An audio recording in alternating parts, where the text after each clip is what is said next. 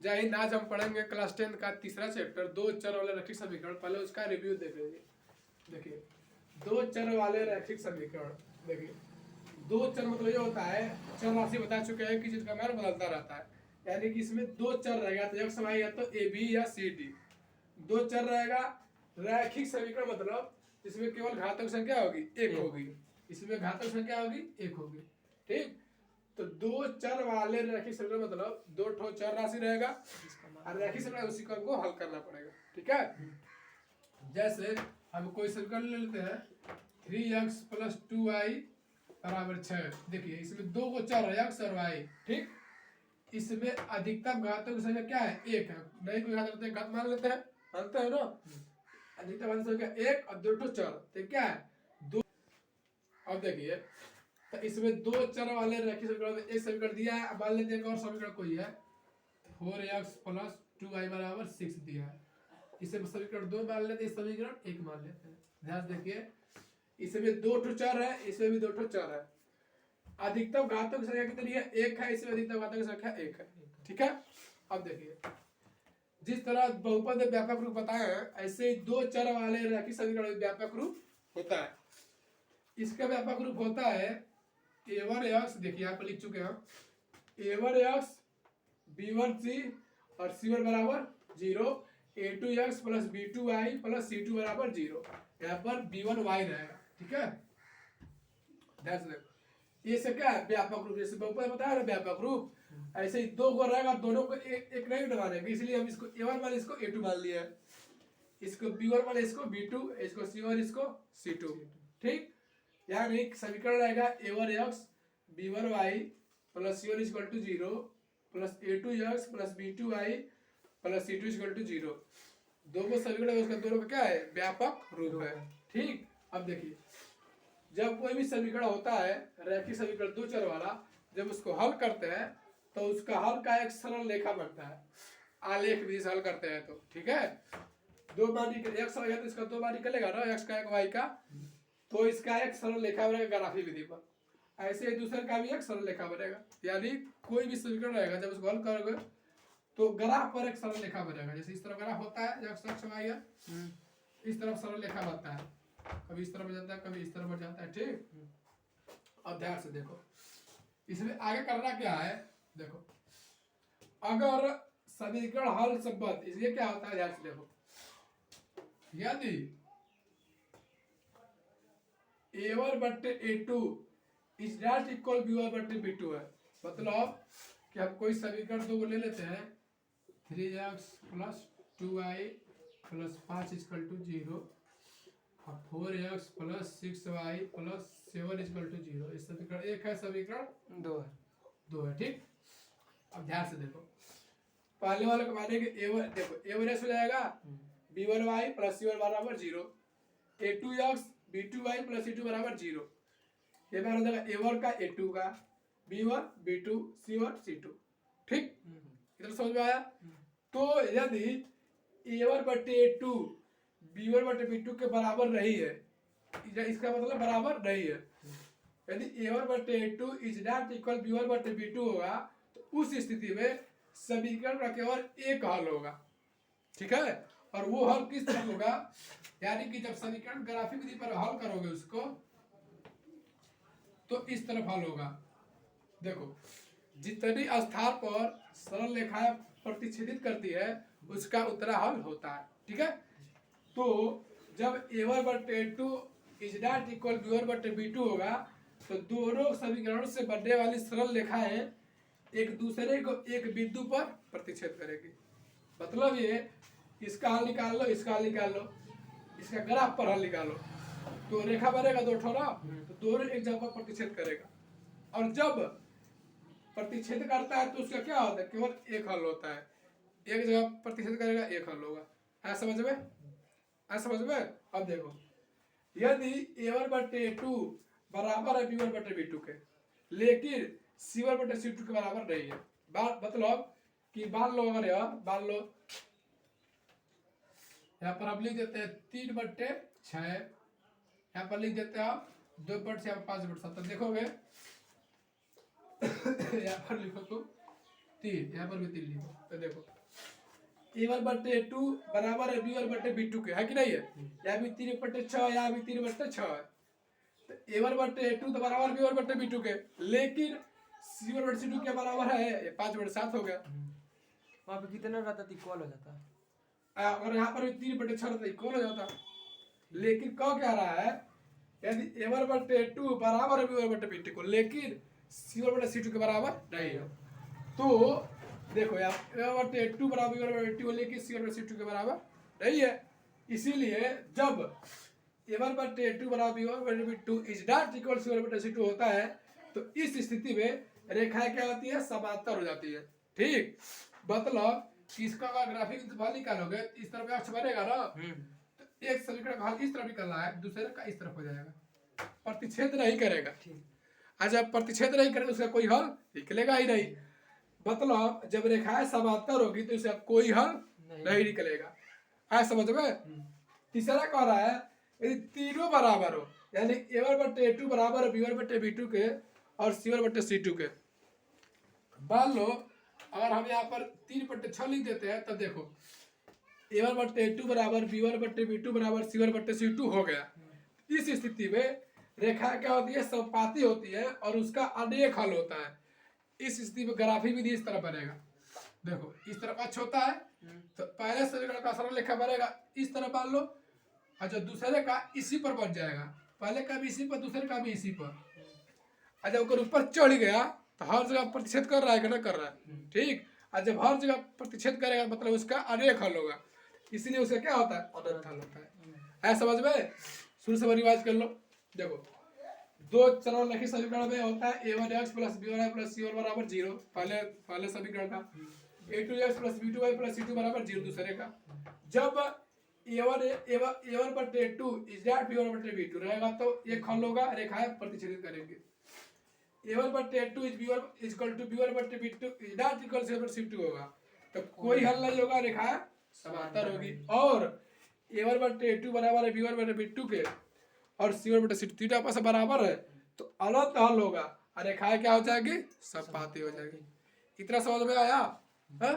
अब देखो ये तो समझ लिया ना। अब इसके बाद से आप समझेंगे कि अगर दो चरी रैखिक समीकरण दिया है तो उसका हल करने का दो विधि होता है, प्रतिस्थापन विधि, विलोपन विधि। एक और होता है अवकलज विधि, तो तू लोग सिलेबस से कट गया, तो आप पढ़ेंगे पहले प्रतिस्थापन विधि, तब पढ़ेंगे विलोपन विधि। ठीक है? x - y बराबर 2 और x + y बराबर 2, एक देखो दो चर है, रैखिक समीकरण है। ठीक है, इसे हम हल करेंगे पहले प्रतिस्थापन से विधि से, तब हल करेंगे हम विलोपन विधि से। पहले हम देखते हैं प्रतिस्थापन विधि से हल कैसे करते हैं। प्रतिस्थापन होता है उसको प्रतिस्थापित कर दो, यानी किसी भी समीकरण से एक का मान प्रतिस्थापित करके दूसरे समीकरण में रख दो तो x और y का मान निकल जाएगा। ठीक है, अब देखो x - y बराबर 2 दिया है, x - y बराबर हम 2 लिखेंगे और इसमें सब x का मान निकाल लेंगे। ठीक है, जब x का मान निकालोगे तो ऑलरेडी 2 है, माइनस जाएगा, इधर जाएगा, हो जाएगा प्लस में, 2 + y हो जाएगा, यानी x बराबर 2 + y निकल गया। इसे मानो समीकरण नंबर 3। ठीक, अब इसका मान दूसरे समीकरण में रख दो, ये नहीं जिसमें से निकालो उसी में रख दो, तब नहीं आएगा। ठीक, एक समीकरण से किसी x का या y का 75 करके और दूसरे में रख दो तो हो जाएगा प्रतिस्थापन, इस समीकरण को हल करना। ठीक, पहले सब निकाल लिया x का मान और इसका मान हम दूसरे समीकरण में रख देंगे। ऐसा समझ में? अब यहाँ पर लिखेंगे हम समीकरण 3 का मान 2 में रखने पर। ठीक है, 2 में रखने पर तो x बराबर कितना है, 2 + y, यहाँ पर हम 2 + y लिख सकते हैं ना, तब लिख दे यहाँ पर 2 + y, यहाँ पर क्या है -y बराबर 2 है। अब देखो +y -y कट गया, +2 है, सेम चीज है, ये भी कट गया। अब ध्यान देखो, जब इस तरह से कोई समीकरण आता है तो उस स्थिति में समीकरण क्या होता है, अनंत हल होता है। ठीक है, क्यों? देखो इससे पहले बताया कि यदि a1/2 1/1 1/1 तीनों बराबर तो क्या होगा, समानुपाती होगा, इसके अनेक हल होंगे, इसीलिए क्या कट के 0 आ गया। ठीक, कोई दूसरा समीकरण हम ले लेते हैं।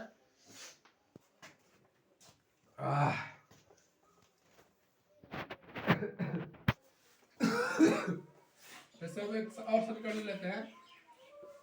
3x प्लस 2y बराबर 5 और 5x प्लस y बराबर 10। ठीक, इससे मान लो समीकरण 1, इससे मान लो समीकरण 2। क्या करेंगे हम, समीकरण 2 में से y का मान निकालो। ठीक है, तो देखो जब y का मान निकालोगे तो 10 है ऑलरेडी। अब 5x को उधर भेज दो तो प्लस 5x हो जाएगा, तो माइनस 5x हो जाएगा। 10 माइनस 5x, ठीक होगा। अब y का मान पहले समीकरण में रख देते हैं। तो जब पहले समीकरण यहाँ पहले लिख लो समीकरण 3x प्लस 2y बराबर 5। अब y बराबर कितना रखना है, 10 माइनस 5x। तो यहाँ पर 3x लिख दो प्लस 2, अब y की जगह 10 माइनस 5x बराबर 5 हो जाएगा। ये हो जाएगा तो 12 3x प्लस 2 दाम है 20 5 दूरी 10 माइनस 10x होगा बराबर 5। इतना होगा कि नहीं होगा। अब देखो 10x में से 3x घटाओगे, क्यों घटाओगे, प्लस 1 माइनस में 10 में 3 कितना बचेगा, माइनस का 7x बचेगा बराबर 20 को उधर भेज दो तो 5 माइनस 20 होगा, तो माइनस 7x बराबर तुम्हारा क्या हो जाएगा, माइनस 15 हो जाएगा। इसको ऊपर ले लो तो माइनस 7x बराबर माइनस 15, तो x बराबर क्या हो जाएगा, माइनस 15 बटे माइनस 7 होगा कि नहीं होगा। माइनस 7 गुणा में जाएगा तो भाग में चला जाएगा, अब माइनस से माइनस कट जाएगा तो x बराबर तुम्हारा क्या हो जाएगा 15 बटे 7। x का मान निकल गया ना, एक बार निकल गया। अब इसका y का मान निकालना है, तो इसका मान किसी में रखो, एक बार रखो चाहे 2 बार रखो, निकल जाएगा। तो x का मान कितना आया 15 बटे 7। तो हम लिखेंगे यहाँ पर कि x का मान समीकरण नंबर 2 में रखने पर, यहाँ पर लिखेंगे x का मान समीकरण किस में 2 में रखने पर। 2 क्या है 5x प्लस y बराबर 10, तब 5 गुणे x का मान कितना आया है 15 बटे 7 आया है ना, 15 बटे 7 आया है ना। अब प्लस y बराबर कितना दिया है 10, तो 15 5 75 हो जाएगा, यानी 75 बटे 7 प्लस y बराबर 10। ठीक, अब 75 बटे 7 उधर बचेगा तो y का मान निकलेगा, तो यानी कि y बराबर तुम्हारा हो जाएगा 10 माइनस 75 बटे 7 होगा। अब 10 देखो त्रिज्या गुणा कर दो 1, तो इस लॉस क्या हो जाएगा 7, तो 10 7 70 और माइनस 75, 75 करना 75। ठीक, तो y बराबर हो जाएगा 70 में से 75 नहीं घटेगा, तब 75 में 70 घटा तो क्या बचेगा माइनस 5 बटे 7। ठीक, अब y का मान क्या निकल गया माइनस 5 बटे 7, x का मान आया है 15 बटे 7। अब उत्तर की जांच कर लो, दिया तुम्हारा 5x प्लस y बराबर कितना आना चाहिए 10 आना चाहिए ना। 5 गुणे x का मान कितना निकला है, x का मान कितना निकला है 15 बटे 7 निकला है ना, 15 बटे 7 प्लस y का मान कितना निकला है माइनस 5 बटे 7, माइनस 5 बटे 7 निकला है बराबर 10 हमें लाना है। ठीक, देखो क्या 10 दोनों पास बराबर आ रहा है, 15 बचे 75 होगा, 75 बटे 7 माइनस का 5 बटे 7 बराबर 10 आना चाहिए ना। देखो हर बराबर है, 5 में से इसको हटा देंगे तो 75 में से 5 हटा कितना बचेगा 70, 70 बटे 7 बराबर 10, तो 7 दाम है 70, 10 कैसे हो जाए 7 दाम 70, तो 10 बराबर 10 आ गया, मतलब समीकरण का हल सही है, हो जाएगा। अब इसके बाद हम सीखेंगे विलोपन विधि। ठीक, देखो इसके पहले हम सीख चुके हैं प्रतिस्थापन विधि, चालू किए हो जी, चालू किए हो, विलोपन विधि हम सीखेंगे। ठीक, अब देखो मान लो जिस समीकरण उसको हल कीजिए, मान लो हम ले लेते हैं 5x प्लस 2y बराबर 5 और 3x प्लस 4y बराबर 2 दिया, कोई 2 समीकरण है। ठीक है, 2 चरी रखी समीकरण है। ठीक है, अब इसमें से देखो 2 चर रखी समीकरण है ना। अब देखो विलोपन का मतलब ये होता है किसी भी समीकरण में से एक समीकरण गुणा कर दो और x का या तो y का गुणांक बराबर कर दो। ठीक है, या तो x का गुणांक बराबर कर या तो y का, तो तुम ऐसा गुणा करो इसमें से x का बराबर हो जाए और y का। ठीक, दोनों में भी कर सकते हो। यहाँ पर देखो 5x है ना, यहाँ पर क्या है 3x। तो ऊपर गुणा कर देंगे हम 3 का, तो देखो 3 पर से 15x हो जाएगा। यहाँ पर क्या है 3x, तो यहाँ पर गुणा कर देंगे हम 5 का, तो यहाँ 5 तिहाई 15 हो जाएगा। ऐसा समझ में, ऐसा गुणा करते हैं कि या तो x का बराबर हो जाए या तो y का। आज जरूरत पड़ता है तो दोनों में करते हैं, नहीं जरूरत पड़ता है केवल एक में करते हैं। ठीक, इधर समझ में आया। अब देखो गुणा है 3 का, तो पहले पक्ष में भी करेंगे और दूसरे पक्ष में भी करेंगे। तो 3 के गुणा करोगे 5 में क्या आ जाएगा 15x प्लस 3 क्या करेंगे 2 में, तो 3 दूनी 6y बराबर 3 पचे 15 होगा। ऐसे इससे गुणा करेंगे 5 का 3 में, तो 15x होगा। अब 5 करेंगे 4 में, तो 5 चौक को 20y बराबर 5 दूनी 10 होगा। ठीक, अब देखो 1 का बराबर हो गया ना, हो गया। अब देखो अब लिख दे यहाँ पर समीकरण नंबर 1 2। ठीक, अब लिख दे यहाँ पर घटाने पर, क्या करने पर घटाने पर। जब घटाते हैं तो चिन्ह बदल जाता है, प्लस रहेगा तो माइनस, माइनस रहेगा तो प्लस, ये हो जाएगा माइनस माइनस और माइनस, ये कट जाएगा। 6 में से 20 घटा कितना बचेगा 14y, लेकिन माइनस का 14y बचेगा ये। ठीक, अब बराबर 15 में 10 घटा कितना बचेगा 5 बचेगा ना 5। अब देखो आगे आगे कैसे करेंगे 14 किसमें गुणा में, तो गुणा की तरफ से किसमें चला जाएगा भाग में, तो y बराबर क्या हो जाएगा 5/14 तो होगा ही, लेकिन माइनस का चिन्ह भी लग जाएगा, माइनस भी जाएगा उधर ना। ऐसा समझ में इतना। y का मान कितना आ गया 5/14। और जब y का मान निकल गया तो y का मान किसी में रख दो समीकरण में, x का मान निकल जाएगा। आ रहा समझ में। अब देखो हम यहाँ पर लिखेंगे y का मान समीकरण किस में रखने पर 1 में रख दो। ठीक, तो 5x प्लस 2 गुणे y है ना 2y, ऐसे समीकरण 1 है। y का मान कितना है -5/14, यहाँ पर लिख दो -5/14 बराबर 5 है, राइट है। अब देखो तो ये हो जाएगा 5x, देखो 2 से 14 हो जाएगा, तो -5/7 आ गया, प्लस देखो प्लस का गुणा करके माइनस में, तो प्लस माइनस माइनस होगा, -5/7 बराबर 5, यही है ना। अब -5/7 उधर बन जाएगा, माइनस है तो प्लस हो जाएगा, तो ये हो जाएगा तुम्हारा 5x बराबर 5 + 5/7 होगा। इतना होगा कि नहीं होगा। अब तुम क्या करो त्रिया गुणा कर लो। ठीक, तो हो जाएगा 7 7 × 5 35 1 × 5, समझ आ रहा है। तो 35 में 5 घटा कितना बचेगा 30, यानी कि 30/5x बराबर क्या आ गया तुम्हारा 30/7, यही ना आया। 5 किसमें गुणा हो जाएगा, तो भाग गुणा में है ना, इधर जाएगा तो भाग में होगा ना, तो यहाँ पर क्या कर दो भागा 5 होगा। अब 5 को जब गुणा बदलेगा तो 1/5 हो जाएगा, 1/5 होगा किसमें गुणा में दीजिएगा तो भाग होएगा ना, तो 7 × 5 यहाँ पर कर सकते हैं, अब 5 हटाकर, तो x का मान कितना रहेगा तुम्हारा 30/35, 7 × 35।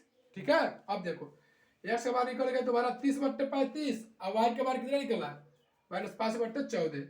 अब इसको तुम काट भी सकते हो, 5 × 6 = 30 और 5 × 7 = 35, काट भी सकते हो। तो क्या आ गया तुम्हारा 6/7, यही आ गया। आप करेंगे उत्तर की जांच। ठीक, तो इसके बाद रख दो, बाद रखो, तो 5 गुणे x का मान कितना आया है तुम्हारा 6/7, 6/7